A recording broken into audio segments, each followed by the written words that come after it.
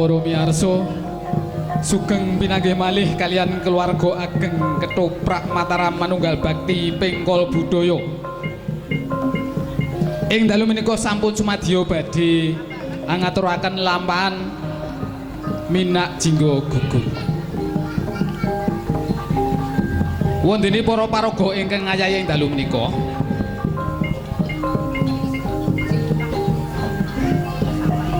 Ibu adik Waranggono inggih menika sepindah adik Tusi menika piyantunipun ingkang langsing. Ingkang kaping kalih adik Upin,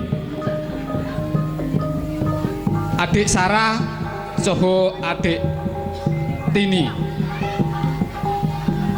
Wondene keprak kaasta adik Hardi. Wondene panuto geding kasumanggakake dumateng adik Poniran. Wondene adik Suci dalu menika kapitados ngayayahi dados Dyah Ayu Sri Subositi.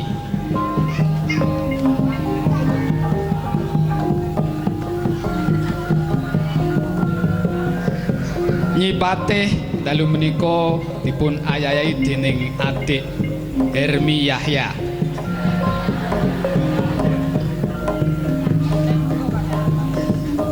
Wondene Anjasmara dalu menika katindakaken dening adik Dian Prakoso. Waito saha Puyengan dalu menika dipun tindakaken dening adik Sintiasari saha adik Agnesmo.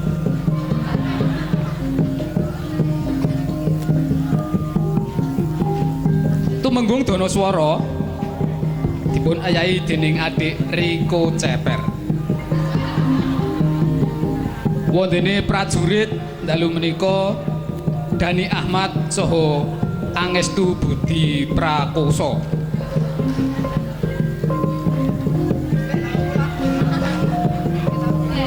Wondene Gecul dalu menika adik Eko kalian adik Ri.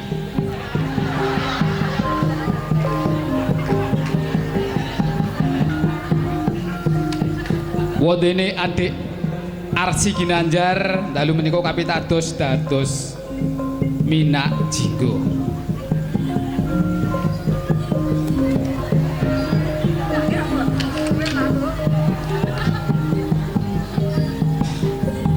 Damar Wulan katindakaken dening adik Dewandaru.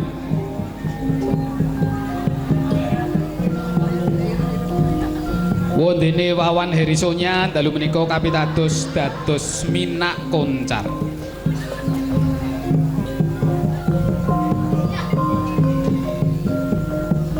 Layang Seta Loiho Layang Kumitir dalu menika dipun ayayahi dening adik Ogi saha adik Lili.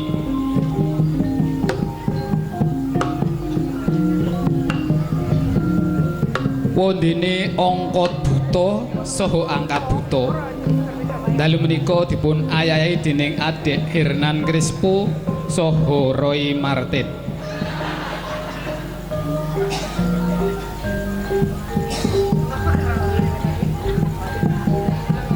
Dayun dalu menika dipun tindakaken dening sedherek adik kita ingkang imut saha gemesi inggih menika adik Salwa.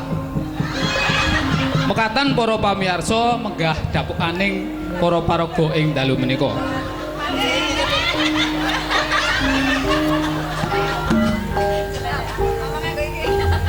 Dayun! Kula ki Patih. Aku kuwi sapa? Nyuwun pangapunten. Aku sapa dalu menika kapitados? Jenengku kapitados dados Patih Lugender. Patih Lugender dalu menika kapitadosaken dening adik Cere. Mekaten para pamirsa sugeng amirsani ngados paripurnanipun lelampahan menika.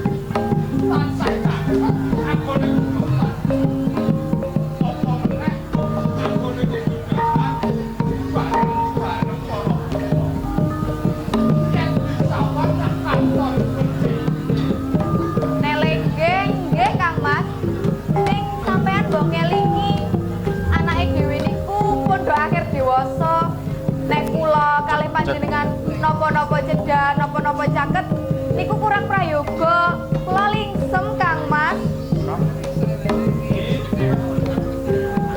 Aja swara. Layang seto layang kuwite. Padha ora katon. Menawi Jasmara ngake pedamelan wonten wingking. Lah menawi layang seto layang kumiter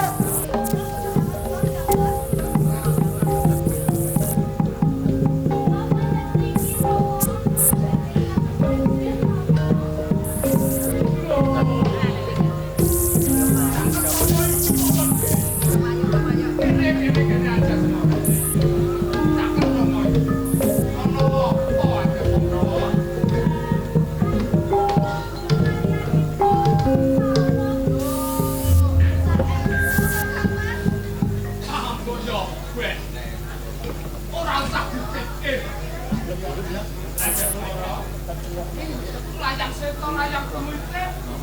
Padha nek ngendi? Padha ora katon. Wonten menapa Rama? Wonten menapa Rama? Kula saweg gegladen peperangan Rama.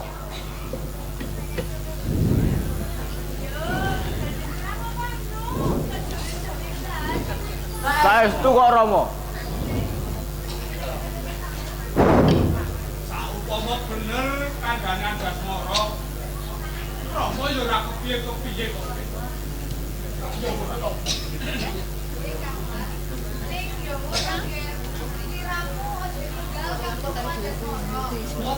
Boten iku. Ger. Layang seto layang kumite. Sliramu tak dawuhi golek ngelmu. Ing besuke bisa geteni kalenggane Rama.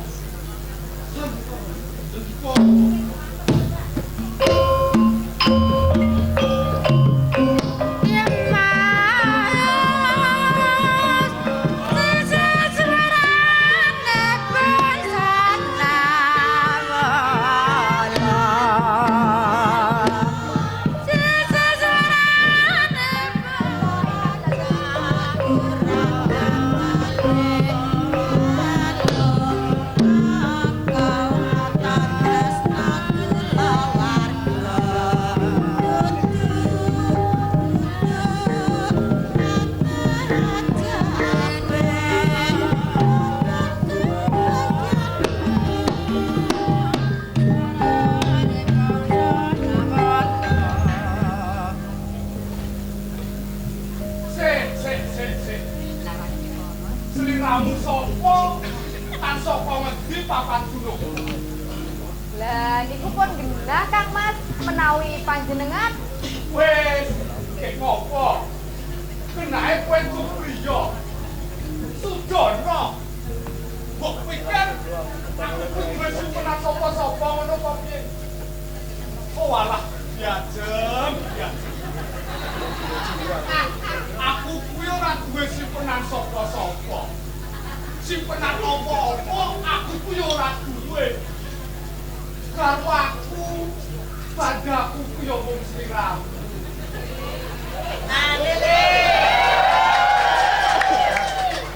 Nyuwun pangapunten Paman saha Bibi. Iya. Kula lare saking Paluamba. Putra muridipun Begawan Tunggul Manik.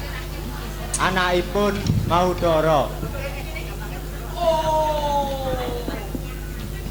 Dadi sliramu putrane Kakang Mahudara. Nggih. Yen ngono bener. Kowe sing keponakanku. Iki kulo.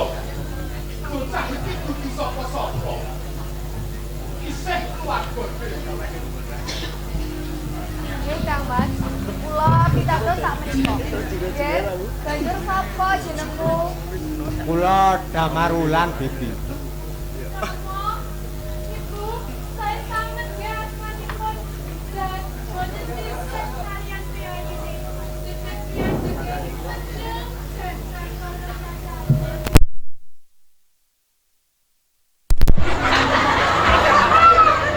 Jasmara. Ngono ya ngono. Ning ra ya ora ngono kuwi. oh inggih Rama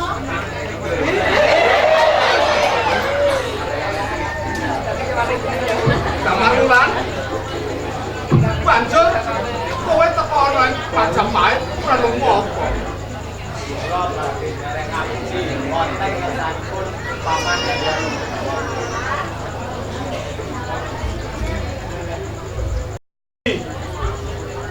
Banjur pamrayogamu kepiye? Sliramu krungu dhewe. Yen Jamal Wulan kepengin suwita ana ing Majapahit. Mongko kuwi isih keluarga dhewe. Inggih, kados pundi Kang Mas? Monggo. Mawon Romo, dipun tampi supados ringan penjelasan Om, mangke supados sirang-sirang selamat Ibu. Kok aturipun Anjasmara prayogi sanget Kang Mas? Jan. Tubuh leh tutup nek ngono kuwi. Nek le iya. Ngaten neh. Rangge sampun pas Romo, sampun sae Romo, saged kirani penjambelan kula. Kesenengan Anjasmara tenan. Malah ora gelem nyambut gawe, malah mung dawuh terus. Sauger damar wulan purun, rak mboten napa-napa. Lah, tengah kesenengan Anjasmara mung jual jawin. Mesam-mesem. Watake Anjasmara dituruti. Lah wis luwih mbune. Allah, sampeyan nek mboten dituruti, yen mboten kesadhar, moga-moga jawane lebih metu dirang-dirang. Wis. Tapi matur sinuwun. Mengko mudah kedomo-domo. Iki Jamal Wulan bakal tak penehi gawean Jogor. Oh, inggih prayogi sanget. Menawi mekaten kula nderek remen. Tegesipun kepatihan langkung tentrem. Jamal Wulan. Kowe bakal tak penehi gawean Jogor Regul. Sok-sok kang bakal lumebu ana ing kepatihan tanpa gawa tanpa asma. Aja dikeparengake. Terang dawuh ibu paman, kula namung sirina dawuh. Marma kula Hati-hati Jamal Wulan.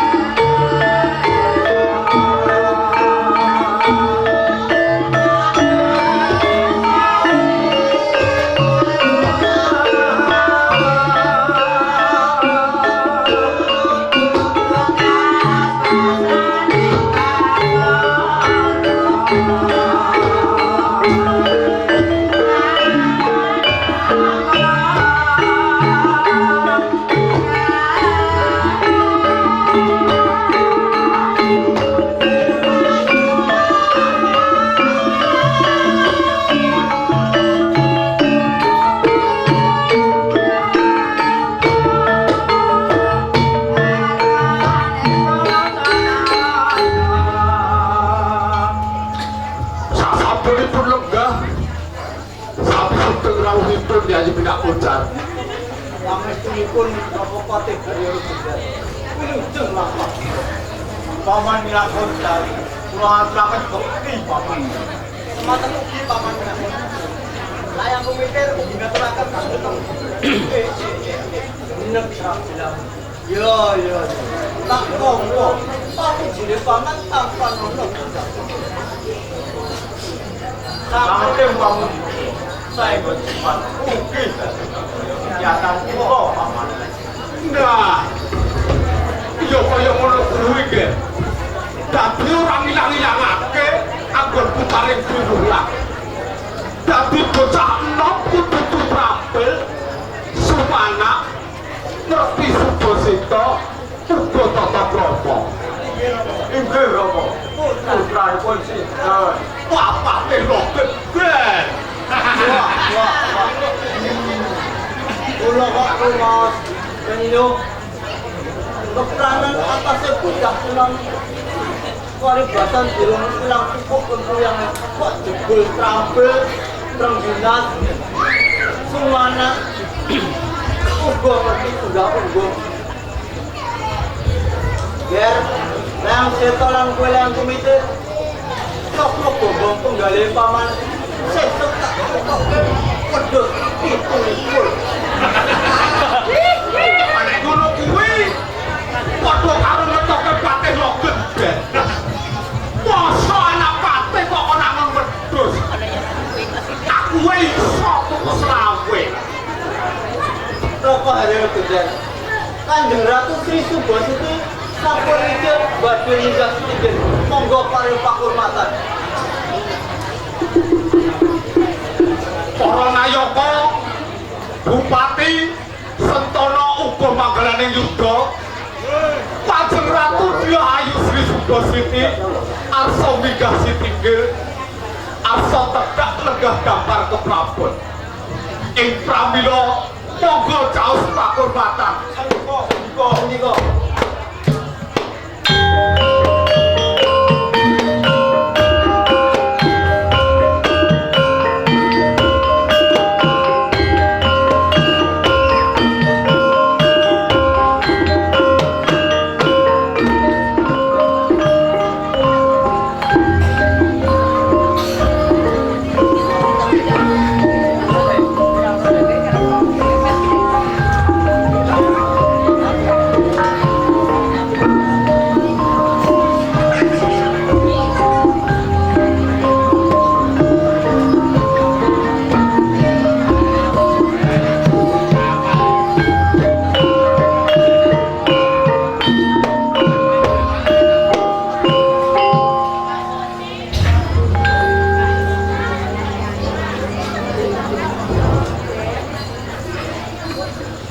Jauh dalem Kanjeng Ratu.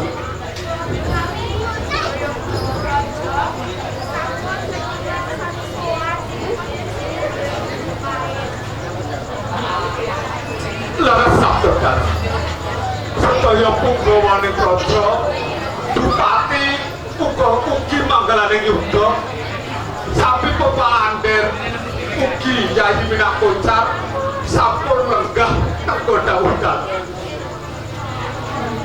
leres Kanjeng Ratu ingkang abdi Minak Kuncar sakderengipun nampi dawuh ngaturaken bekti ugi kunjuk.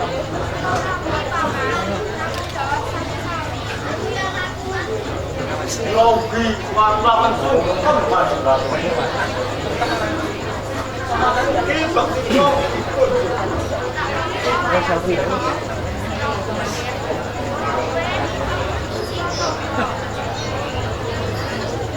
Sampai bangun, nyata angin pulau daerah ini tahu terlepas dapat. Jauh dalem Kanjeng Ratu. Sendika dawuh Kanjeng Ratu.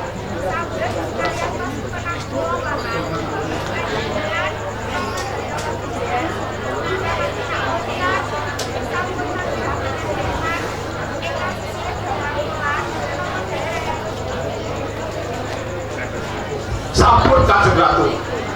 Kula sampun saged manggihaken nem-neman ingkang sesilih Damar Wulan. Kok jebulipun larenipun menika kalih Damar menika ingkang sepuh Wulan dawah enem. Moko pancinggih ngaten Gusti. Moko anggenipun pangan paman pikantuk wangsit watawis tabuh kalih. Tabuh menika siang menapa dalu? Bengi. Wate kok mimpi awan. Sing mimpi awan kuwi rak wiyaga. Mergo bengi payon awan turu. Lah menika Yayi Minangkoncar. Oh. Kok leres pangandikanipun Rahopati Haryo Lugender. Lho sapa ingkang minulya Gusti Patih Haryo Lugender ingkang nuntut. Kok pasumpananipun benten. menapa Yayi Minangkoncar ugi pikantuk ilham. Patumenan kula menika wantinipun tabuh 3 dumugi tabuh sekawan. Ingkang pun mestani puspa tajem. Puspa tajem ingkang pun mestani wonten warni 3 inggih menika Titioni, Gondoyoni, puspa tajem.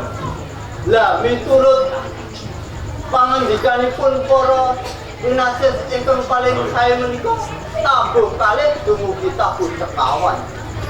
Ah, apa iya? Lah aku yo bilih sing tabuh loro. Bayare kacek.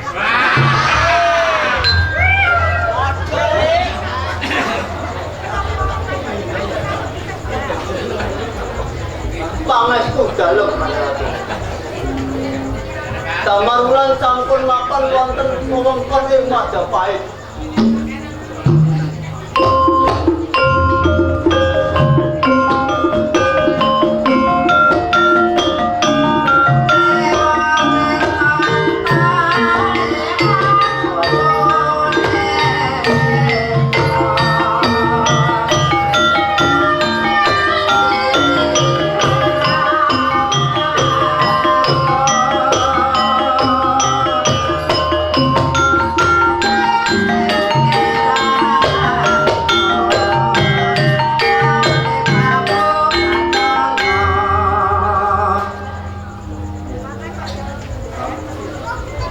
Dawuh dalem Kanjeng Ratu.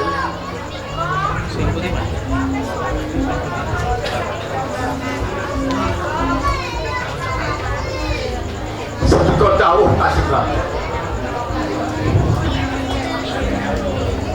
Punten dalem sewu Kisana. Menawa boten klentu pandulu kula sampeyan niku pepatih wonten ing Blambangan ingkang sesilih angkat buta kaliyan ongkot buta.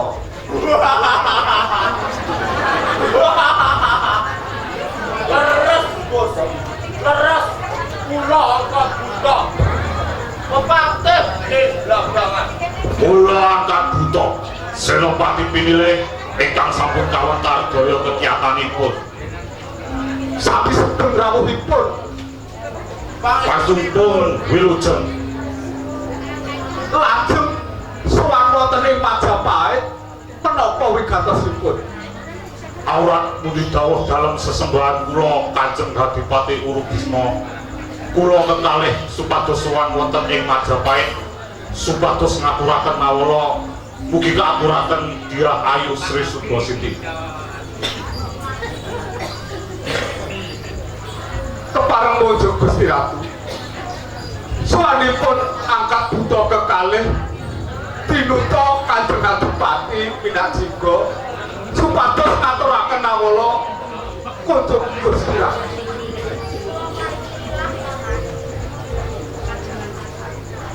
Kisana angkat buta ugi angkat buta Nggih. Kanjeng Ratu Dihayu Sumba Siti sampun paring idupalillah sumangga serat pun kaaturaken. Matur nuwun. Sendika.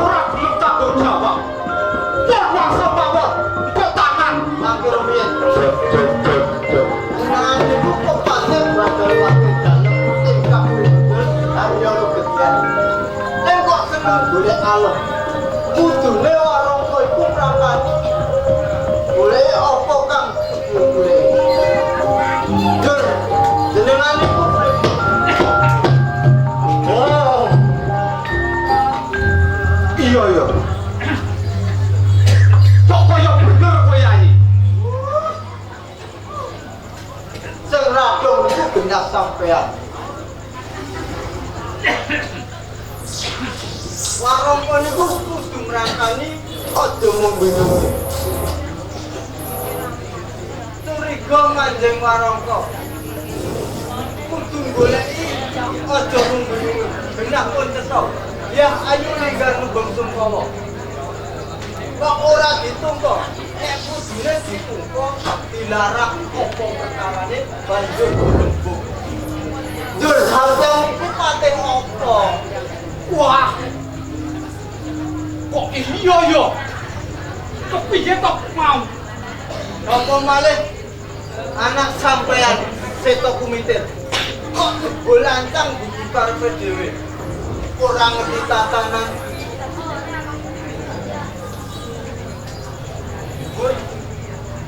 Ning sampeyan boten genah menawi Kepiye iki mau janji ngaku soal?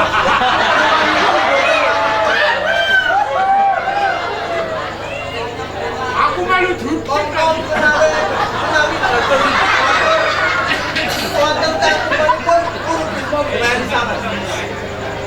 Sinten ingkang badhe ngaku? Kula boten sagah. ora sagah. Ya ora ngono ya pindah konca. Nek aku piye? Mun monggo kersa kula boten melu.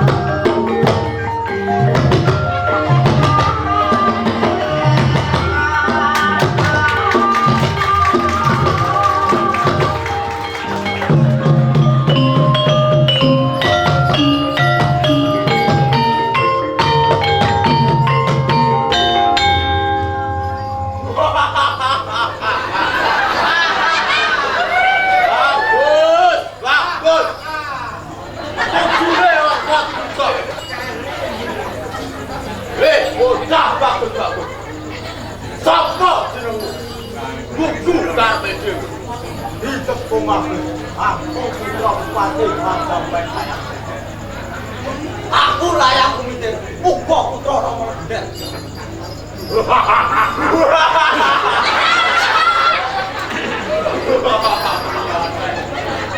Oh, tadi kowe to.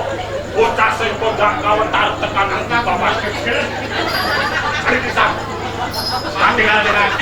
Hati-hati.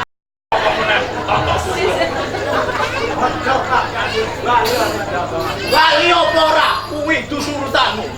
Aku sakloron teko ing Majapahit supaya ngaturake Nawala. Nawala ditampa banjur diwaca.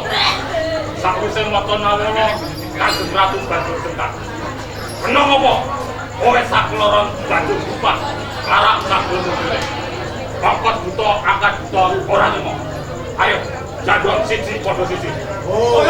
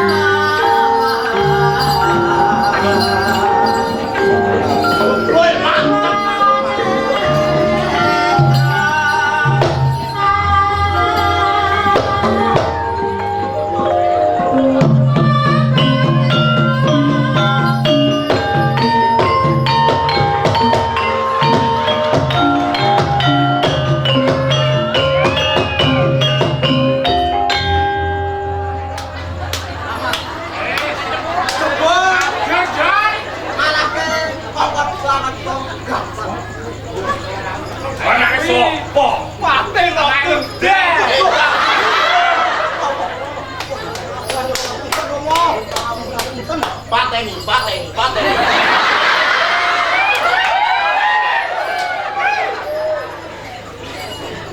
Aduh sikilku. Coba kena pijet. Nek kenapa? Cara gok Sing kiwa. Aduh sikile putung.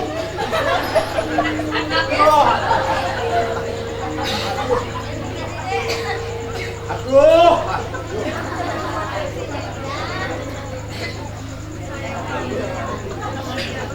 Aku kuwi ado tok apake.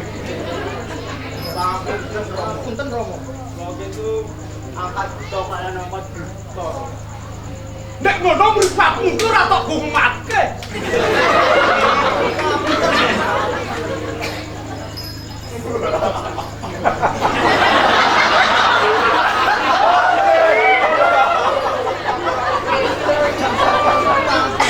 Nek gerak ngumatke rupa kowe kok dipadak.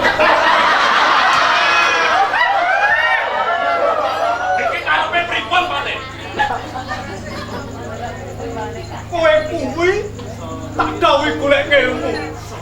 Ing besuke bisa ngenteni kalegane Rama. Ora kok malah minoro aku kaya ngene kuwi. Wis saiki ngene. Kowe iki wong loro njaluk motor. Wis ana motor. Tak turuti tak golekne utangan tekan. Pate agremis. Aku jebol kuwi walesmu kaya mengkene.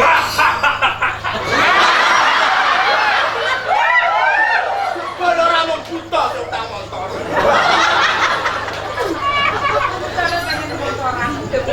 Ini kok ngaten di sana?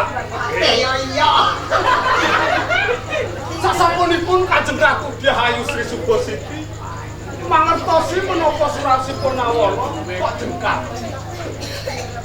Menika badhe matur wonten dumugi. Lajeng nimbali kula supados kaos keterangan buka kali. Ini sami ora sae Pak Bupati. Wah. Jaga sanget.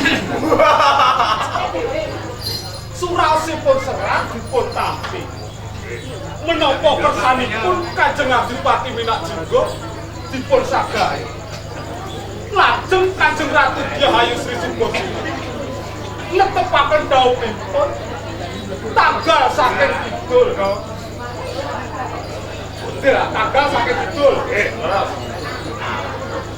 Dintenipun Selasa Kliwat.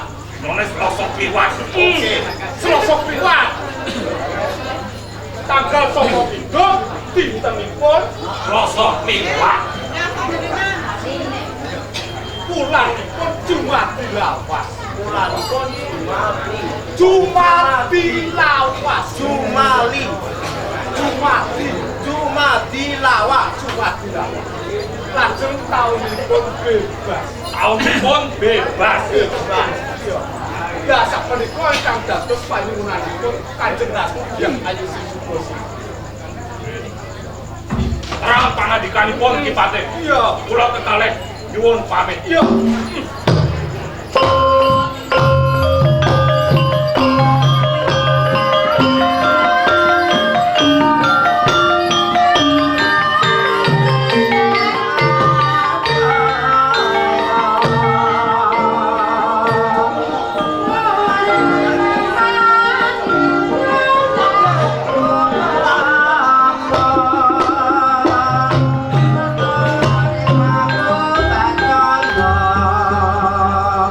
Bocah ku nek goblok. Saiki bengong. Saiki apa ana nek tanggal kuwi kok saka kidul? Boten wonten Romo. Anek dina kok Selasa Kliwat. Kan saya itu boten Romo, boten enten. Entenipun Selasa Kliwon. Nek wulan kok Jumadi Lawas. Kan Romo. Entenipun Jumadi Lawas. Saiki nek taun bebas kuwi apa ya ana? Lah kene. Oh, iya ya. Romo pinter. Romo.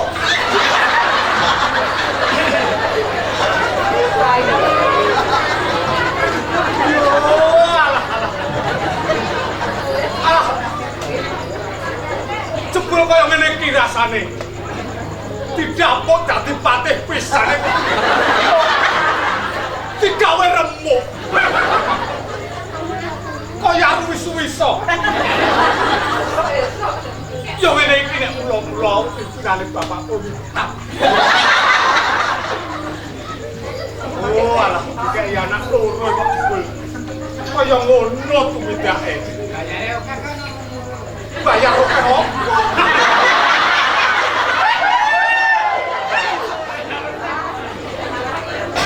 Dempal urung mari le babalan kuwi nggih Pak Darto dicekok. Oh, alah.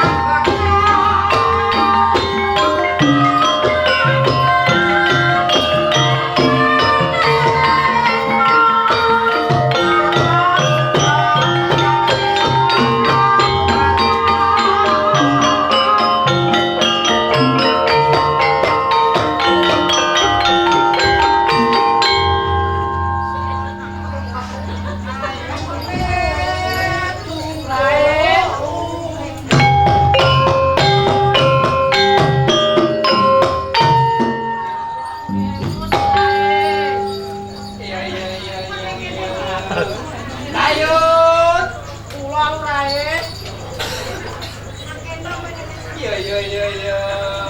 Iki ana Ki Ayu Trisubo Siti kok tekan kene. Pundi to lu rek? Lah kae. Dede niko ki Dede Trisubo Siti. Niko Trisubo Sito. Siti Subo Sito. No. Dasar ayu lempung.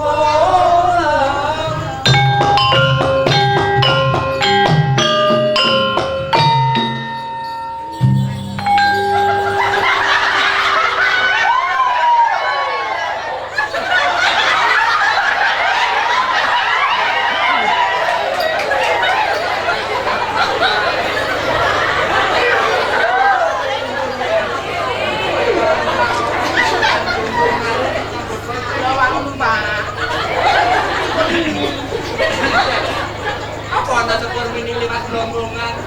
Apa sebenarnya kendara gelem ngeterke? Mare. Iya, Nyuwun. nyuwun apa Den Ayu? Sapleng.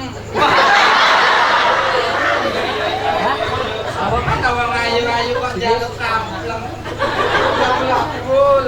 Ya kan mau digimana? Ya labul apaan? Rambute. Kalau Mas yang berguyu nih kalau. Sing guyu sing endi? Juni kalau. Mbak Gembok. Kayak tukangin dadah. Kan berguyu kula terus iki kalau kan.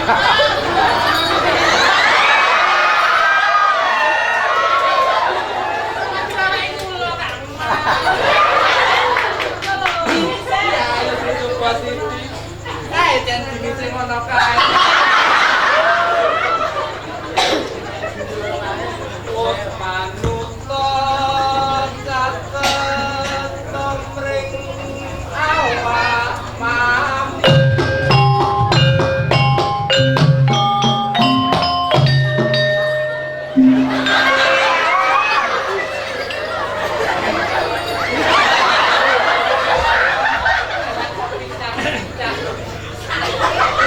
Keting sepur mini mboten mandek aku kok mandek.